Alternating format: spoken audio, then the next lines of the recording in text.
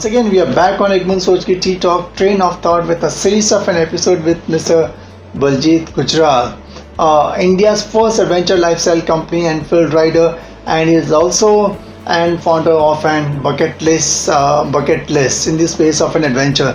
So it's an excellent journey to what we have seen right from your engineering days, and then went to Oxford and Stanford, and then again your corporate journey and your entrepreneurship drive which is there. Now in fact, to stay relevant in the global like adventure tourism market, like what are your strategies such as the product launch and the business expansion, like to expand your market share, like? So initially when we started, we were purely providing a domestic platform. So we had Indian travelers who were taking up trips with us, and most of these people were taking adventure tours or curated experiences within India. We started building product line for international markets. So we had two products. One that Indian domestic market customers who would want to travel abroad and to take those adventure experiences, and the other wherein international travelers would come to India and to other parts of the locations where we would set up our business, and they could actually take our services. So today, I mean, like, if you would have asked me 7-8 years ago, we were only doing India market for India customers. Today we have a group of UK customers, US customers, Australian customers taking adventure travel with us in India, in Nepal, Bhutan, Sri Lanka, Cambodia, Vietnam, Southeast Asia. So we have set up our mini branches there, and those customers are catered through our India desk. I see. It's a great efforts, like what you're putting in, like. Now by age group, which is a more dominant segment you cater to? So our positioning was very clear since the beginning. We said that A, we will not be a budget brand, and B, we will not be catering without safety, and safety comes at a cost, right? So our target audience were customers who were typically in the age group of late 20s to like late 60s, and that were varied age group. Typically our maximum customer base is the mid 30 to the early 50s, late 50s audience. Nice. Who have now who have made the money, who want to spend that money, because if I have to put it into a funnel, adventure travel, it comes at the bottom of the funnel. So if there is an audience, if there's a customer, he'll first spend on his needs, which would be housing, which would be children education. Then would come probably luxury slightly, which is a more, buying a vehicle, buying a car, buying a bike. Then would be regular travel. Maybe he would want to take his entire family for a trip within India, outside India for a 7-day tent. And then there is a very niche audience which is now focused on adventure travel. So adventure travel actually comes at the end of the funnel. So you need to have people who are actually focused in that area and more willing to spend that kind of money. Correct. So, having some disposable income absolutely, also. Absolutely. Okay. So we are still in Enfield, as we are a niche segment. In bucket list, we are a much broader segment, because that is curated experiences across genres. So it's adventure, not adventure, everything. Okay, great. And in fact, you started this venture with your wife Purnima, like, yes. So what kind of an moral support and the technical and the intellectual support what you're getting from Purnima? So to put things into perspective, I would say that when companies begin and when organizations start with co-founders, it is very essential for an entrepreneur to identify the co-founder. Correct. In my case, luckily, I found my co-founder at home. I see. Yeah.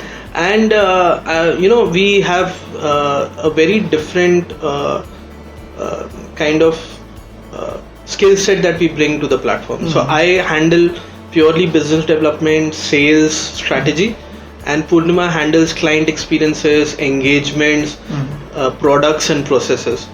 So for us, it's a very great combination to bring in our respective skill sets on the table and work together. And I think for us, it's I mean, like for me, if you ask me, it's a blessing to have a co-founder like her. So Correct. And how you came across Purnima? so we've known each other for 20 plus years now. Oh, okay. Since school days. Since school days? Yeah, since Okay. school days. And we were here in Bombay, and actually we've been now working together for Enfield for 10 years, and been together, as a couple for over 14-15 years now. So I see. So it's a great synergy which Absolutely. exists, like you understand each other, Absolutely, and absolutely. and you're on the same this thing Yes. line, like great, like. And I think, how do you access the competition threat as far as this adventure business which is concerned from the other players? So I think luckily for us, we are in a space which has so much to offer that I personally feel that everybody will get a good share of the pie. So we have some excellent companies who are in this space, and we look at them as very healthy competition, and I think it helps us to be on our toes and keep up our game. So from the likes of biggies like your Make My Trips and Yatras, who have excellent platform for curated travel and experiences, to mid-sized players like us, some young startups who are coming up, who are in their initial stage and who are bringing in amazing combination of technology in their products. I think it's a very competitive space, but also a great space to be in because of the growing market. And I think to stay up our game, you have to keep innovating. As I said before, that if you stop innovating, if you stop thinking out of the box and stop listening to your customers, your business, any business will fail. Correct. I think excellent. Like to get in touch with the customers, understand Absolutely. their experience, which is that's pretty important. Yeah. Now the future expansion plan for Enfield riders, like how you visualize and see the So journey down the line. Yes. So when we realize that it's a niche segment and we are playing into the adventure space, we realize that for us it may not be comfortable to only build vertically. We need to expand horizontally, and that's when we started with a great initiative which was actually designed by Purnima, the co-founder, that we started with a women motorcycle coaching academy. Achha. So our target audience in adventure, if in India, if you see, adventure means men. I mean, like that's like the common belief. Correct. So we said, if we have to build adventure and this is our space, why don't we expand horizontally and actually, get more women to actually do adventure, be in the adventure space. And that is when we started with the Women Motorcycle Coaching Academy now, where we train women. I mean, like in the last 8 years, we started in 2014. We have trained over 5,000 plus women across India.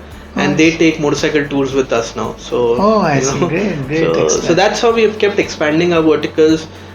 So in Enfield Riders, we have motorcycle rentals, we have weekend getaways, we have tours and expeditions, we have women motorcycle coaching academy, women trips, women getaways, we have a service station, we have a bike customization unit. So we have built more horizontally to stay relevant in the business. I see. At one point of a time, I think you were part of a lucrative financial world, like Yeah. and office space. You were the associate director with financial segment also. After getting out from your corporate and starting your own venture, so the office space was a concern at that time, and how your place today like? Actually, I've heard, unfortunately, a lot of people saying that that entrepreneurship is great and working for someone is not that great. I think I respect what I actually earned. My experience that I earned, which I could actually implement in entrepreneurship, only came from my work at corporate world. Correct. I think I have immense respect that what I learned there, I could implement it in the business world. Correct.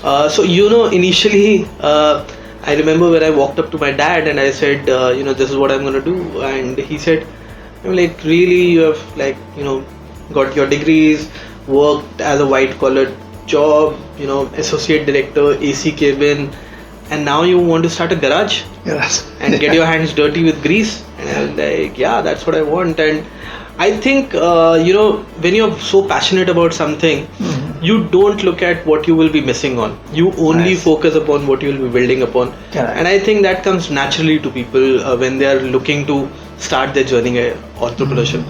And today, when I look back, it's funny. 10 years now, later in the business, I have my office at the same space in the same area, Bandrakulla complex, where I used to work for so many years.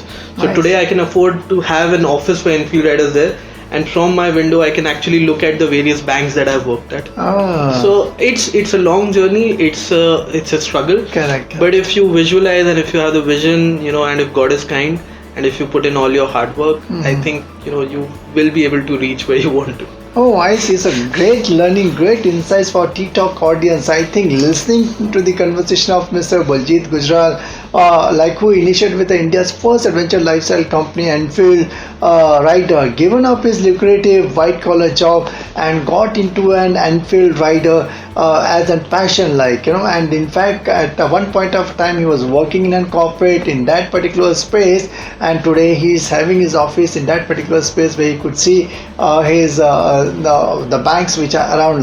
That's what the passion drives the things, and I'm sure if you're passionate, I think then the sky is a limit. It's a great interesting insight what we are having exclusively on ttalk ek Boond Soch ki, a conversation with Mr. Baljeet Gujral, who is a dreamer, doer, entrepreneur. He is also an author, business coach, startup mentor, and active speaker. Now we are going to catch up with Mr. Baljeet Gujral in our next episode on his next venture of bucket list. It's an interesting second venture story also, which we'll catch up with him in our next episode. So thanks a lot for making to this ttalk Thank you. show. Thank you very much.